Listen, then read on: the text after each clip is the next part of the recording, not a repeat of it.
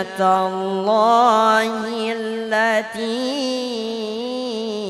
أخرج لعباده والطيبات من الرزق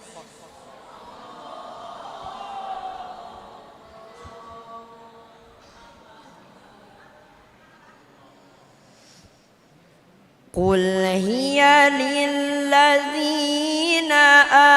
آمنوا في الحياة الدنيا خالصة يوم القيامة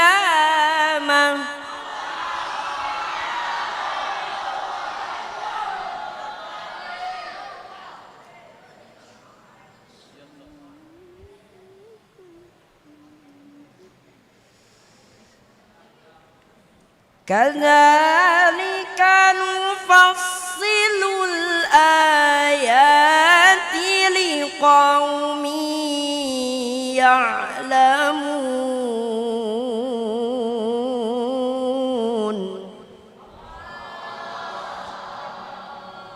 كذلك نفصل الآيات لقوم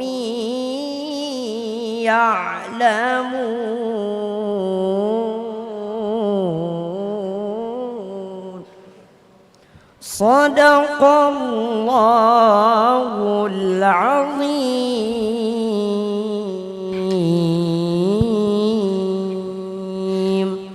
أستغفر الله العظيم لي ولوالدي ولأصحاب الحقوق الواجبة علي ولجميع المسلمين والمسلمات والمؤمنين والمؤمنات الأحياء منهم والأموات.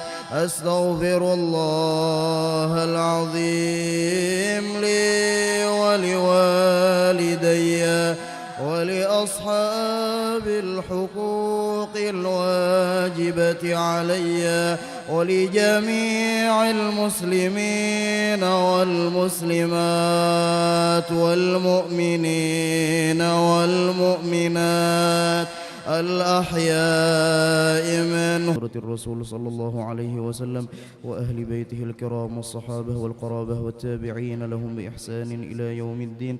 إن الله تعالى يتغشاهم بالرحمة والمغفرة ويعيد علينا من بركاتهم وأسرارهم وأنوارهم وعلومهم ونفحاتهم وخصوصياتهم وكراماتهم في الدين والدنيا والآخرة. الفاتحة.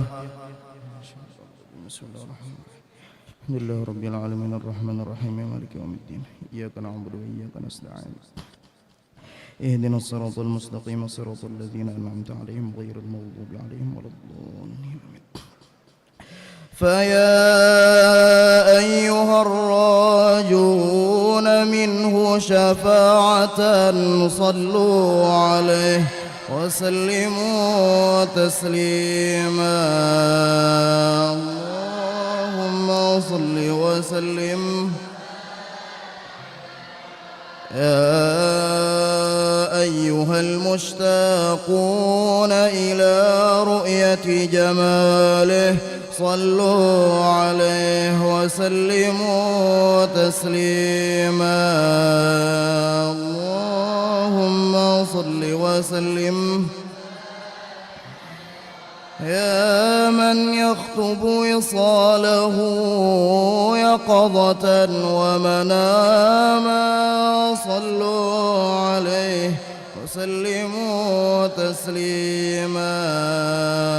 اللهم صل وسلم. الجنة ونعيمها سعد لمن يصلي ويسلم ويبارك عليه. اللهم صل وسلم وبارك عليه. يا ربي صل على محمد أشرف بدر في الكون أشراق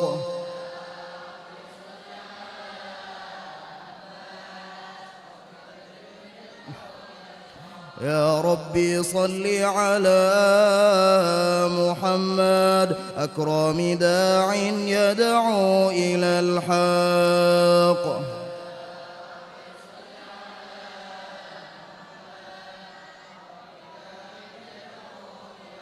يا ربي صل على محمد المصطفى الصادق المصدق.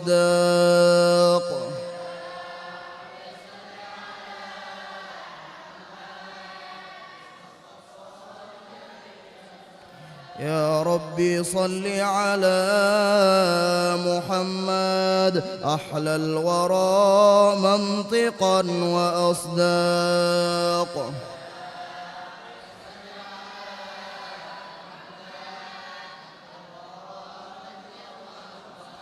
يا ربي صل على محمد أفضل من بالتقى تحقق.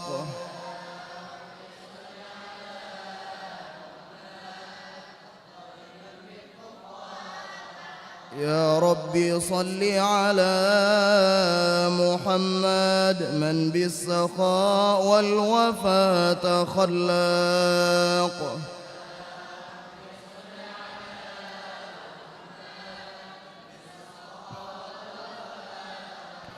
يا ربي صل على محمد واجمع من الشمل ما تفرق.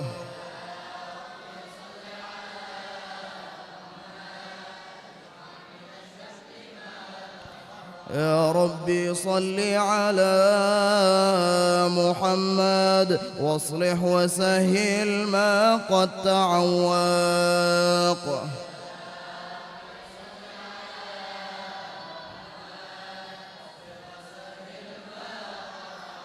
يا ربي صل على محمد وافتح من الخير كل مغلق.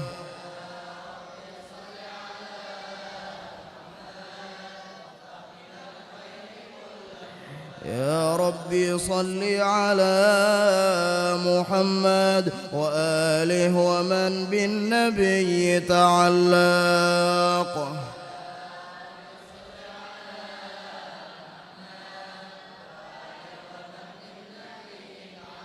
يا ربي صل على محمد وآله ومن للحبيب يعشاق.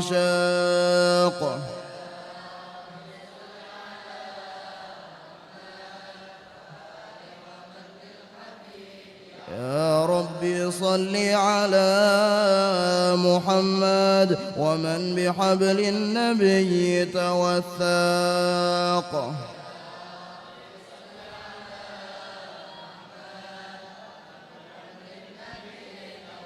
يا ربي صل على محمد يا ربي صل عليه وسلم.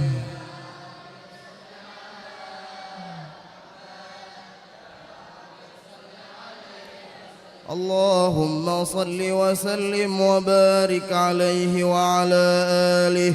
أعوذ بالله من الشيطان الرجيم. لقد جاءكم رسول من أنفسكم عزيز عليه ما عنتم حريص عليكم بالمؤمنين رؤوف رحيم. فإن تولوا فقل حسبي الله لا إله إلا هو عليه توكلت وهو رب العرش العظيم. إن الله وملائكته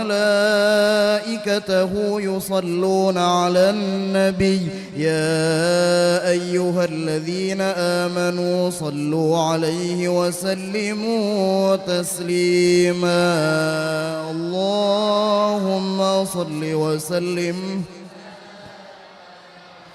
بسم الله الرحمن الرحيم الحمد لله القوي سلطانه الواضح برهانه المبسوط في الوجود كرمه وإحسانه تعالى مجده وعظم شانه خلق الخلق لحكمة وطوى عليها علمه وبسط لهم من فائض المنة ما جرت به في أقداره القسمة فأرسل إليهم أشرف خلقه وأجل عبيده رحمة تعلقت إرادته الأزلية بخلق هذا كاملة ظهرت في هيكل محمود فتعطرت بوجودها أكناف الوجود وطرزت برد العوالم بطراز التكريم أشرف الصلاة والتسليم على سيدنا ونبينا محمد الرؤوف الرحيم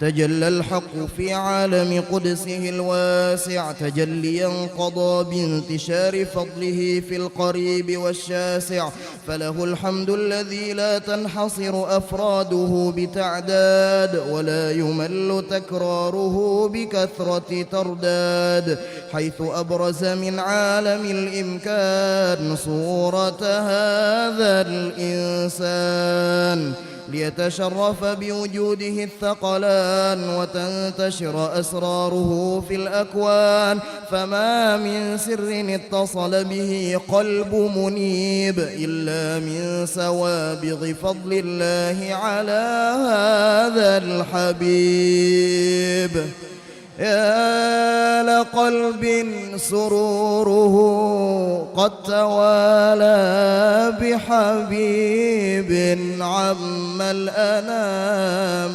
نوالا جل من شرف الوجود بنور غمر الكون بهجة وجمالا قد ترقى في الحسن أعلى مقام وتناهى في مجده وتعالى لاحظته العيون فيما اجتلته بشرا كاملا يزيح الضلال وهو من فوق علم ما قد رأته رفعة في شؤونه وكمالا فسبحان الذي أبرز من حضرة الامتنان ما يعجز عن وصفه اللسان ويحار في تعقل معانيه الجنان انتشر منه في عالم البطون والظهور ما ملأ الوجود الخلقي نور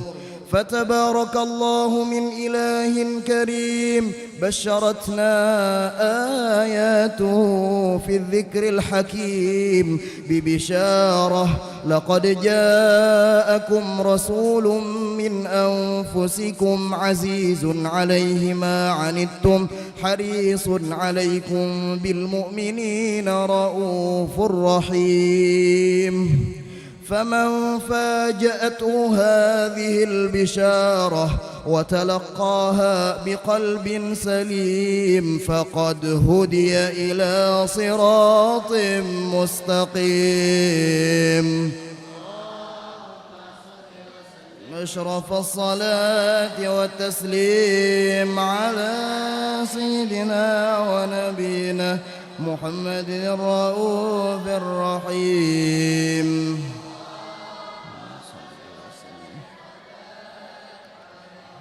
وأشهد أن لا إله إلا الله وحده لا شريك له شهادة يعرب بها اللسان عما تضمنه الجنان من التصديق بها والإذعان تثبت بها في الصدور من الإيمان قواعده وتلوح على أهل اليقين من سر ذلك الإذعان والتصديق والتصديق شواهده، وأشهد أن سيدنا ونبينا وحبيبنا وشفيعنا وقرة أعيننا ومولانا محمدًا العبد الصادق في قوله وفعله، والمبلغ عن الله ما أمره بتبليغه لخلقه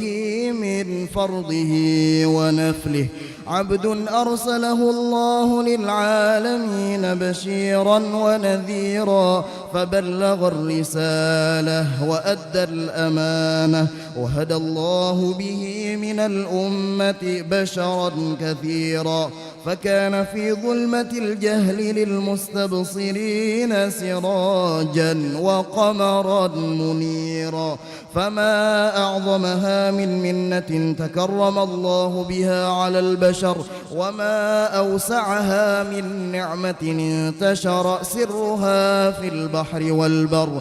اللهم صل وسلم بأجل الصلوات وأجمعها وأزكى التحيات وأوسعها على هذا العبد الذي وفى بحق العبودية وبرز فيها في خلعة الكمال، وقام بحق الربوبية في مواطن الخدمة لله، وأقبل عليه غاية الإقبال، صلاة يتصل بها روح المصلي عليه به، صلاة يتصل بها روح المصلي عليه به، صلاة يتصل بها روح المصلي عليه به، فينبسط في قلبه نور سر تعلقه به وحبه، ويكتب بها بعناية الله في حزبه، وعلى آله وصحبه الذين ارتقوا صهوة المجد بقربه وتفيأوا ظلال الشرف الأصلي بوده وحبه، ما عطر الأكوان بنشر ذكراهم نسيم.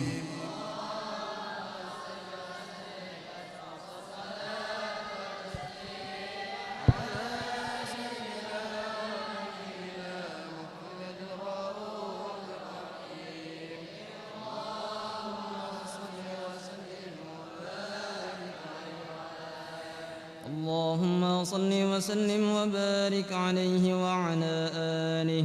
أما بعد، فلما تعلقت إرادة الله في العلم القديم بظهور أسرار التخصيص للبشر الكريم بالتقديم والتكريم، نفذت القدرة الباهرة بالنعمة الواسعة والمنة الغامرة، فانفلقت بيضة التصوير في العالم المطلق الكبير عن جمال مشهود بالعين، حاول لوصف الكمال المطلق والحسن التام والزين، فتنقل ذلك الجمال الميمون في الأصلاب الكريمة والبطون، فما من صلب ضمه إلا وتمت عليه من الله النعمة، فهو القمر التام الذي يتنقل في بروجه ليتشرف به موطن استقراره وموضع خروجه.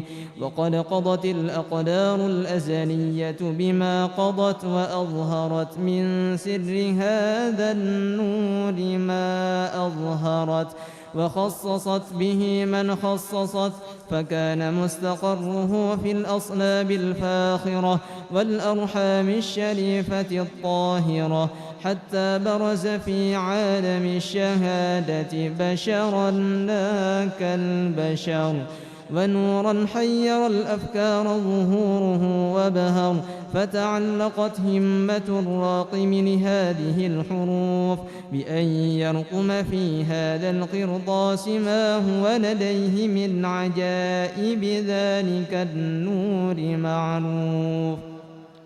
وإن كانت الألسن لا تفي بعشر معشار أوصاف ذلك الموصوف تشويقا للسامعين من خواص المؤمنين وترويحا للمتعلقين بهذا النور المبين.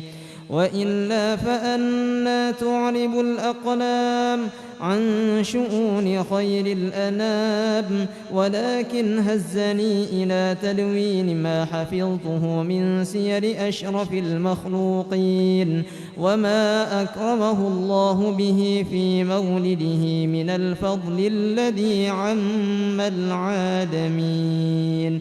وبقيت رايته في الكون منشورة على مر الأيام والشهور والسنين، داعي التعلق بهذه الحضرة الكريمة ولاعج التشوق إلى سماع أوصافها العظيمة. ولعل الله ينفع به المتكلم والسامع، ولعل الله ينفع به المتكلم والسامع، ولعل الله ينفع به المتكلم والسامع، فيدخلان في شفاعة هذا النبي الشافع ويتروحان بروح ذلك النعيم.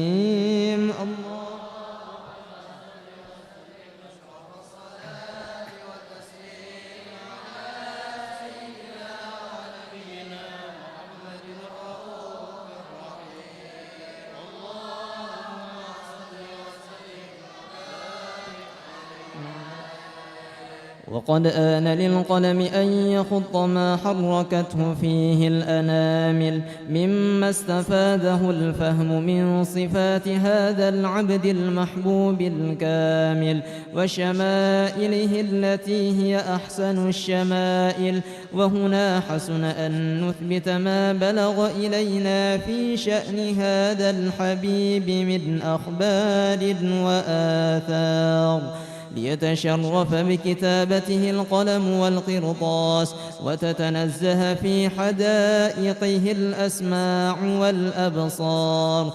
وقد بلغنا في الأحاديث المشهورة أن أول شيء خلقه الله هو النور المودع في هذه الصورة.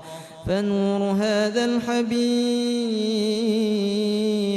أول مخلوق برز في العالم، ومنه تفرع الوجود خلقا بعد خلق فيما حدث وما تقادم. وقد أخرج عبد الرزاق بسنده عن جابر بن عبد الله الأنصاري رضي الله عنهما قال: قلت يا رسول الله بأبي وأمي أخبرني عن أول شيء خلقه الله قبل الأشياء. قال: يا جابر إن الله خلق قبل الأشياء نور نبيك محمد صلى الله عليه وسلم من نوره. وقد ورد من حديث أبي هريرة رضي الله عنه أنه قال: قال رسول الله صلى الله عليه وسلم: كنت أول النبيين في الخلق وآخرهم في البعث. وقد تعددت الروايات بأنه أول الخلق وجودا وأشرفهم مولودا. ولما كانت السعادة الأبدية لها ملاحظة خفية اختصت من شاءت من البرية بكمال الخصوصية، فاستودعت هذا النور المبين أصلاب وبطون من شرفته من العالمين، فتنقل هذا النور من صلب آدم ونوح وإبراهيم حتى أوصلته يد العلم القديم إلى من خصصته بالتكريم أبيه الكريم عبد الله بن عبد المطلب ذي القدر العظيم، وأمه التي هي في المخاوف آمنة السيدة الكريمة آمنة، فتلقاه صلب عبد الله فألقاه إلى بطنها،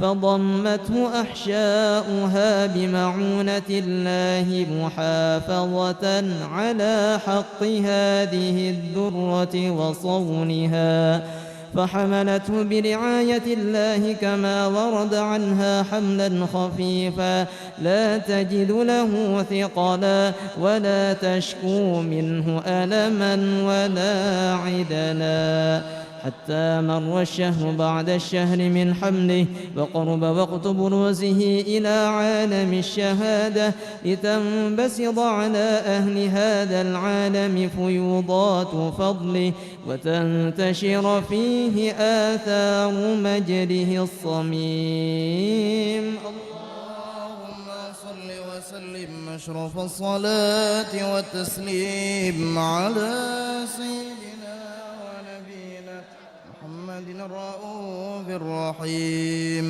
اللهم صل وسلم. لا إله إلا الله الله الله يا مولانا، لا إله إلا الله الله غفار الذنوب.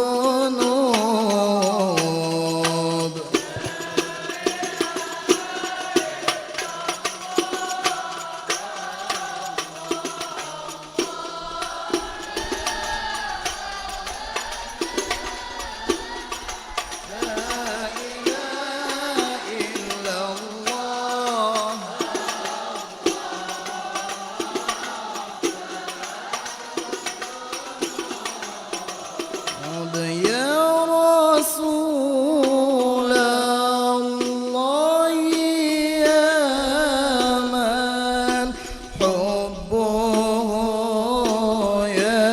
يشفي السقام، يا رسول الله يا من حبه يشفي السقام، أنت والله شفيع للورى يوم الزحام.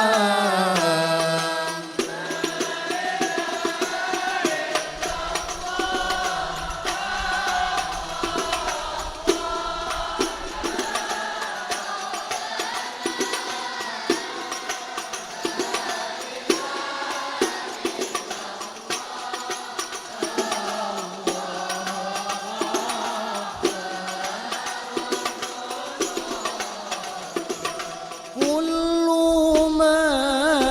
مداح لطه أبدا ليس يضام، كل مداح لطه أبدا ليس يضام، قد حباه الله جاها فسماء على مقام.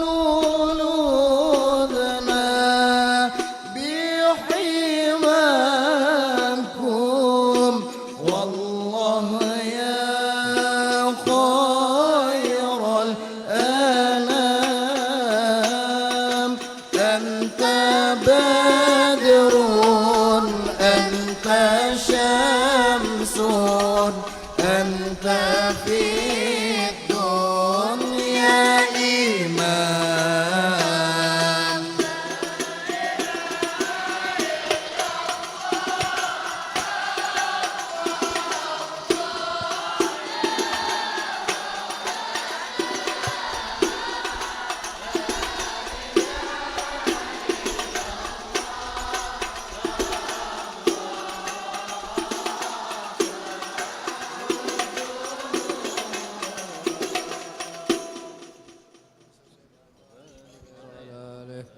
اللهم صل وسلم وبارك عليه وعلى آله ومنذ علقت بهذه الدرة المكنونة والجوهرة المسونة والكون كله يشبه ويمشي في سرور وابتهاج بقرب جور إشراق هذا صراط والعيون متشوفة إلى برج متشوقة إلى التقاط جواهر كنوزه وكل دابة لقريش نطقت بفاصل العبارة مولنة بكمال البشارة وما من حمل حملت في ذلك العام إلا أتت بحملها بغلام من بركات وسعادة هذا الإمام ولم تزل الأرض والسماوات متضمخة بتر الفرح بملاقاة الأشرف البريات وبروجه من عالم الخفاء إلى عالم الجهور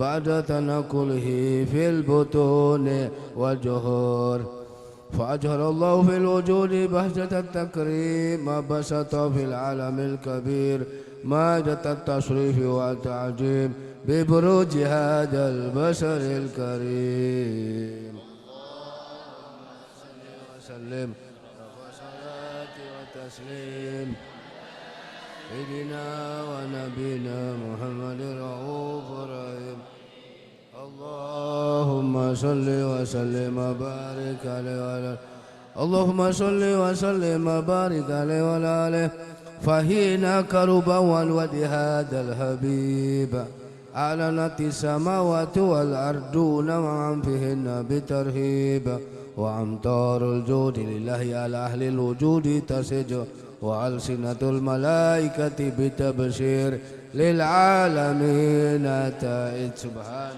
الله الحمد لله لا إله إلا الله والله أكبر سبحان الله الحمد لله لا إله إلا الله والله أكبر سبحان الله الحمد لله والقدرة كشفت كنا هذا المستور ليبرج نوره كاملا في عالم الجهور نورا فاق كل نور وأنفذ الحق حكم على من أتم الله عليه النعمة من خواص الأمة أن يهدر عند وجه أمة تالسا لجنابها المشهود ومشاركة لها فيها جسمات الممدود فحضرت بتوفيق الله سيدة مريم وسيدة آسيا ومعهما من الحور العين من قسم الله له من أشرف بالقسمة الوافية فتلقت الذي رتب الله على هدوره وجود هذا المولود فانفلق سبل الكمال من النور عن عمود وبرز الحامد المحمود ودنا لله بالتعجيم والسجود صلى الله على محمد صلى الله عليه وسلم صلى الله على محمد صلى الله عليه وسلم صلى الله على محمد يا ربي صلي وسلم أشرق البدر علينا واختفى بدر التمام مثل حسنه ما رأينا في العراقين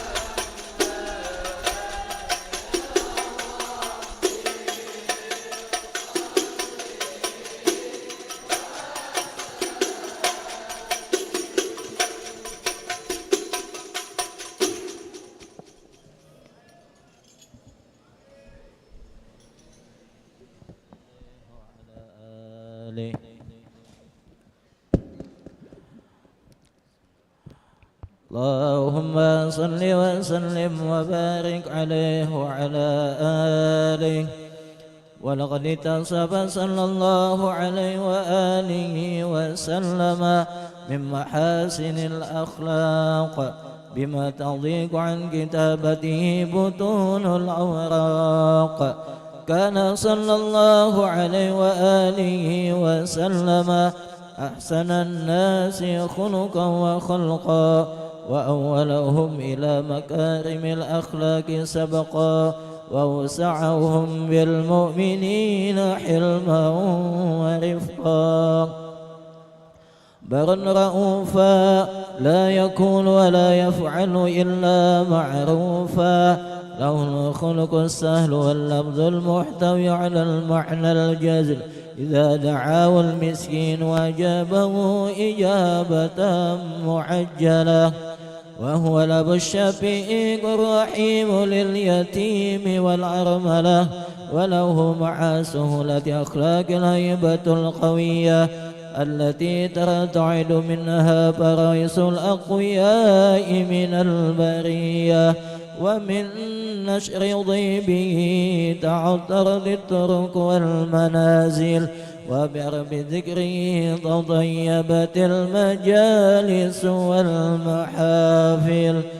وهو صلى الله عليه وآله وسلم جامع صفات الكمالية والمنفرد بخلقه وخلقه بأشرف خصوصية. فما من خلق بالبرية محمود إلا وهو متلقى عن زين الوجود.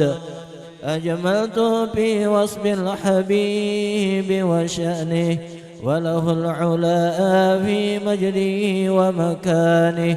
أوصى بعز قد تعالى مجدها أخجت على ندم السهى بعينانه. وقد انبسط القلب بتدوين ما أفاد العلم من وقع مولد النبي الكريم وحكاية ما أكرم الله به هذا العبد المقرب من التكريم والتعظيم والخلق العظيم. فحسن مني أن أمسك عنة الأقلام في هذا المقام وأقرأ السلام على سيد الأنام. السلام عليك ورحمة الله وبركاته. السلام عليك أيها النبي ورحمة الله وبركاته. السلام عليك والنبي ورحمة الله وبركاته. وبذلك يصل الختم كما يصل التقديم، وعليه أفضل الصلاة وتسليم. اللهم صل وسلم والتسليم على سيدنا ونبينا محمد الرؤوف الرحيم. اللهم صل وسلم يا لطيفا بالعباد ألطف بنا واسق البلاد، وارحم عبيدك يا جواد قبل التبرم والفساد.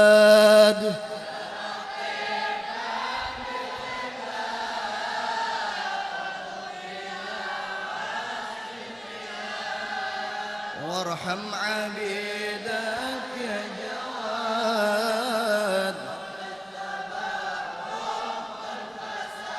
نسأل بطه والعباد أهل السرائر والوداد، وحق تنزيل الجواد تحيي البلاد مع العباد.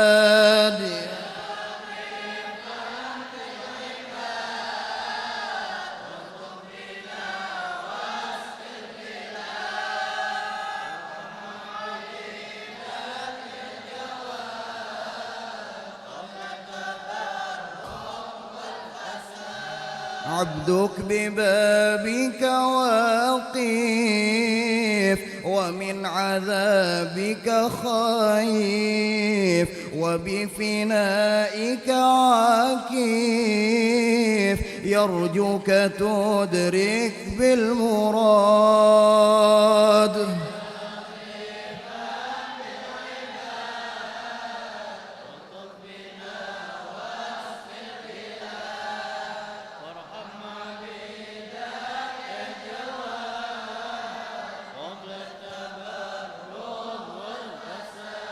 يا ذا الجلال وذا الكرام، نسألك ترحم من جرام، وامحو الكبائر واللمام، وافتح لنا باب السداد.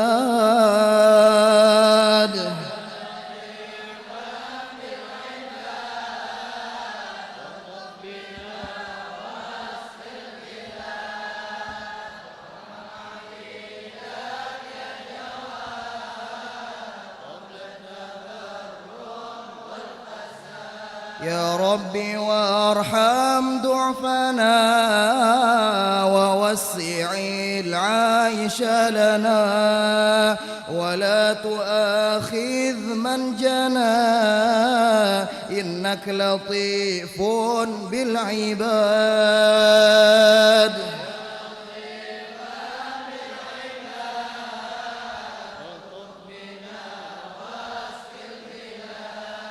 وارحم عبيدك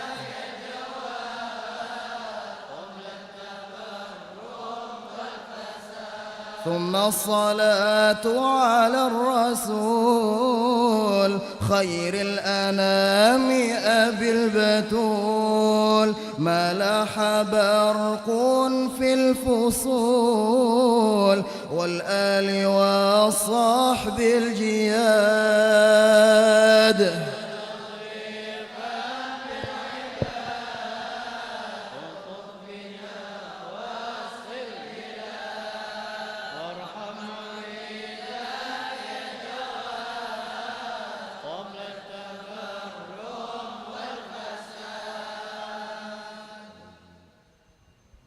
Amin amin. Bismillahirrahmanirrahim. Alhamdulillahirabbil alamin. Allahumma shalli wa sallim ala sayyidina Muhammadin wa ala alihi wa sahbihi ajmain. Walamma najama al-fikru min daral asafil muhammadiyati uquda, tawajjahtu ila Allah mutawassilan bi sayyidi wa habibi Muhammadin sallallahu alaihi wasallam. أن يجعل سعي في مشكورا وفعلي في محمودا وأن يكتب عملي في العمل المقبول وتوجهي في تجهات الخالصة والصلة الموصولة.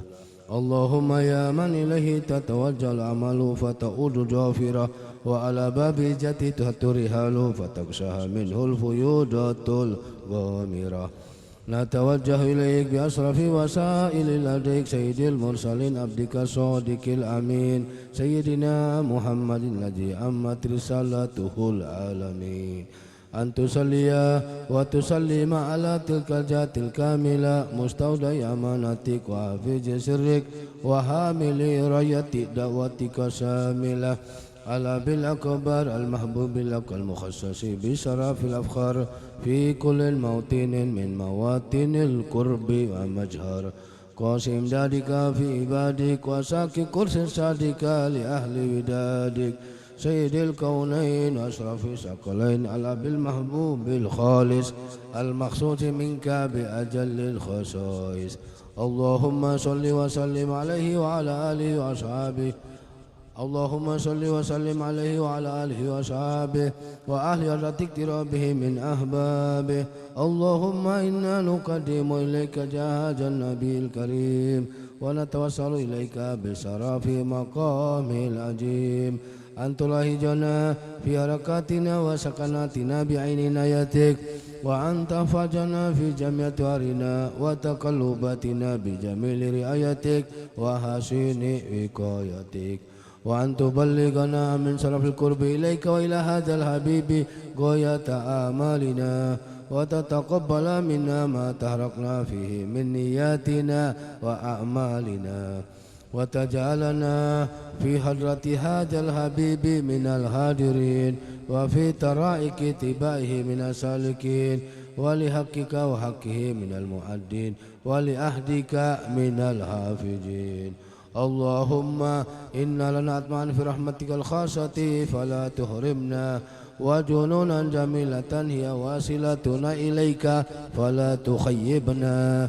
آمنا بك وبرسولك مع جهب من الدين وتوجهنا إليك مستشفين أن تقابل المذنب منا بالغفران أن تقابل المذنب منا بالغفران أن تقابل المذنب منا بالغفران والمسيء بالإحسان والسائل بما سأل والمؤمل بما أمل وأن تجعلنا ممن نصر هذا الحبيب وزره وواله وجهره وأم ببركاته وشرف جاته أولادنا ووالدينا وأهل كترنا ووادينا وجميع المسلمين والمسلمات والمؤمنين والمؤمنات في جميع الجهات وأدم راية دينكم في جميع الأقطار منصورة ومعالم الإسلام والإيمان بأهلها معمورة مأنا وسورة واكشف اللهم كربة المكروبين واقض دين المدينين واغفر للمذنبين وتقبل توبة التائبين وانصر رحمتك على عبادك المؤمنين أجمعين واغفر شر المعتدين والظالمين وابسط العدل بولاة الحق في جميع النواحي والأقطار وأيدهم بتأييد من عندك نصر على المعاندين من المنافقين والكفار وجعلنا يا رب في نشر العشين من جميع البلايا وجعلنا يا رب في نشر العشين من جميع البلايا وجعلنا يا رب في نشر العشين من جميع البلايا وافرج المكين من الذنوب والخطايا وأدمنا في العمل بطاعتك وصدق في خدمتك قائمين وإذا توفيتنا فتوفنا مسلمين مؤمنين وإذا توفيتنا فتوفنا مسلمين مؤمنين وإذا توفيتنا فتوفنا مسلمين مؤمنين واختم لنا منك بخير أجمعين وصلي وسلم على هذا الحبيب المحبوب للأجسام الأرواح والقلوب وعلى آله وصحبه من إليه منسوب وآخر دعوانا الحمد لله رب العالمين.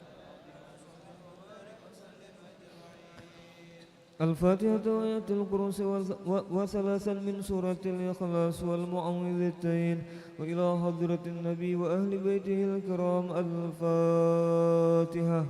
أعوذ بالله من الشيطان الرجيم. بسم الله الرحمن الرحيم. الحمد لله رب العالمين الرحمن الرحيم مالك يوم الدين. إياك نعبد وإياك نستعين. اهدنا الصراط المستقيم صراط الذين أنعمت عليهم غير المغضوب عليهم ولا الضالين آمين. الله لا إله إلا هو الحي القيوم لا تأخذه سنة ولا نوم له ما في السماوات وما في الأرض. من ذا الذي يشفع عنده إلا بإذنه يعلم ما بين أيديهم وما خلفهم ولا يحيطون بشيء من علمه إلا بما شاء. وسع كرسيه السماوات والأرض ولا يؤوده حفظهما وهو العلي العظيم. بسم الله الرحمن الرحيم. قل هو الله أحد الله الصمد لم يلد ولم يولد ولم يكن له كفوا أحد. بسم الله الرحمن الرحيم. قل هو الله أحد الله الصمد لم يلد ولم يولد ولم يكن له كفوا أحد. بسم الله الرحمن الرحيم. قل هو الله أحد الله الصمد لم يلد ولم يولد ولم يكن له كفوا أحد. بسم الله الرحمن الرحيم. قل أعوذ برب الفلق من شر ما خلق ومن شر غاسق إذا وقب ومن شر النفاثات في العقد ومن شر حاسد إذا حسد. بسم الله الرحمن الرحيم. قل أعوذ برب الناس ملك الناس إله الناس من شر الوسواس الخناس الذي يوسوس في صدور الناس من الجنة والناس. آمين آمين يا الله. بسم الله الرحمن الرحيم. الحمد لله رب العالمين. اللهم صل وسلم على سيدنا محمد النبي الأمين وعلى آله وصحبه إلى يوم الدين. اللهم اجعل وأوصل وأهدي وبلغ وتقبل ثواب ما قرأنا وما عملناه من أنواع الخيرات في هذا المجلس المبارك هدية بالغة ورحمة نازلة وبركة شاملة وصدقة متقبلة نقدمها ونهديها إلى حضرة نبينا وحبيبنا وشفيعنا سيدنا ومولانا محمد صلى الله عليه وسلم ثم إلى أرواح آبائه وأزواجه وإخوانه من الأنبياء والمرسلين صلوات الله وسلامه عليه وعليهم أجمعين وعلى آل كل والصحابة والقرابة والتابعين وتابع التابعين ومن تبعهم بإحسان إلى يوم الدين ثم إلى أرواح الأربعة الأئمة المجتهدين ومقلديهم في الدين والعلماء العاملين والفقهاء والمحدثين والقراء والمبصرين وسادة الصوفية المحققين وأولياء الكون أجمعين وإلى أرواح جميع أموات المسلمين والمسلمات والمؤمنين والمؤمنات خصوصا إلى روح السيد الشيخ السيد محمد بن عبد الكريم السمن المدني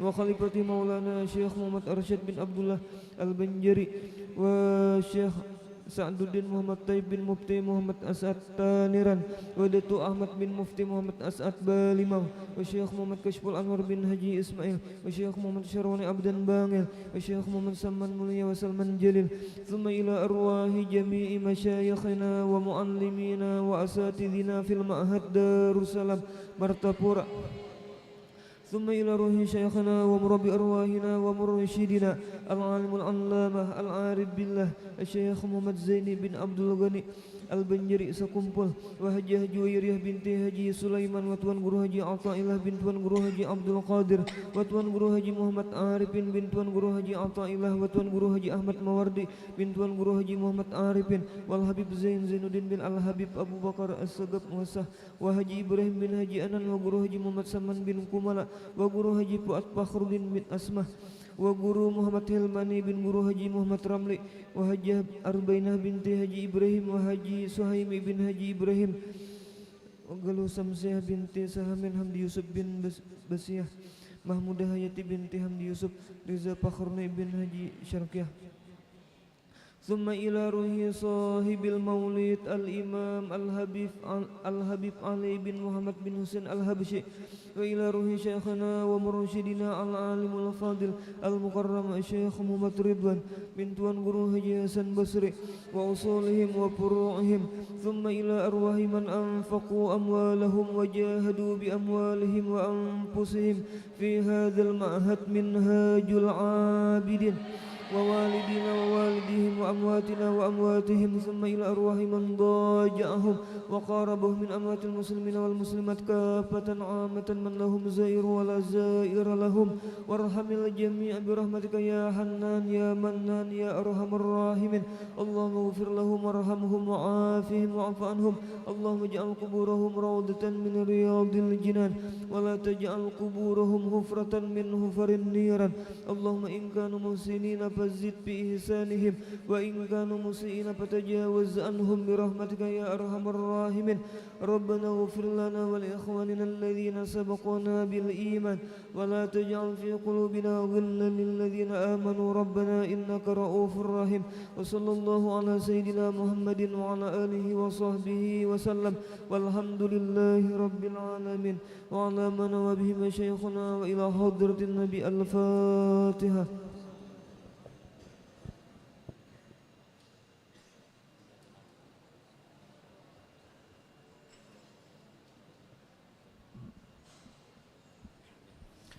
Amin ya Allah. Bismillahirrahmanirrahim. Alhamdulillahi rabbil alamin.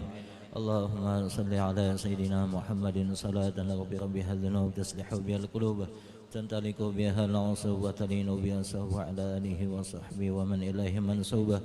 Allahumma inna nas'aluka fahman nabiyyin wa hifdzal mursalin wa ilham malaikatil muqarrabin.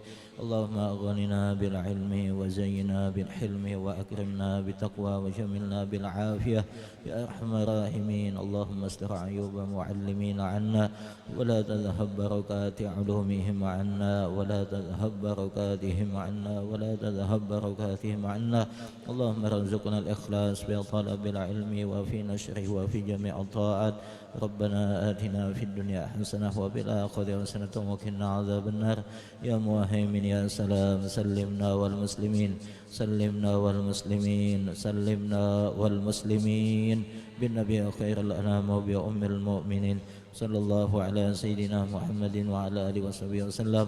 الحمد لله رب العالمين. يا ربي بالمصطفى سيدنا واغفر لنا ما مضى يا واسع يا ربي بالمصطفى بلغ مقاصدنا واغفر لنا ما مضى يا ربي بالمصطفى بلغ مقاصدنا واغفر لنا ما مضى يا ربي تقبل الله منكم